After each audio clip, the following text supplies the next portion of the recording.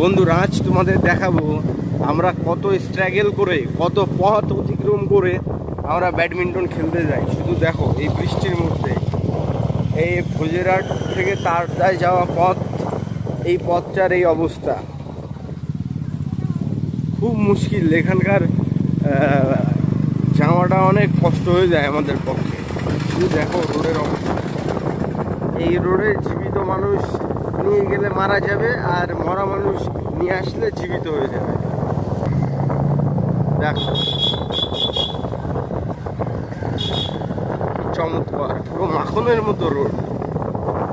এই রোডের নাম দেওয়া উচিত সড়ক পথে বিমানের ছোঁয়া।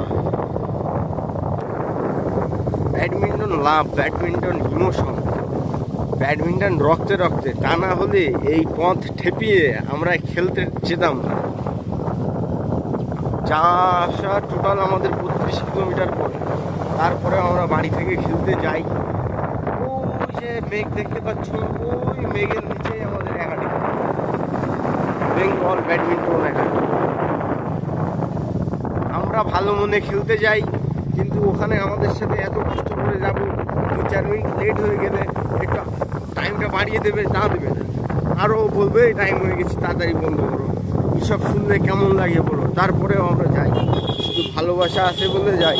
আর এই পিছনে যারে দেখছো, ও এত ভালোবাসে, ওর গার্লফ্রেন্ড ওরে ব্যাডমিন্টন গিফট করে।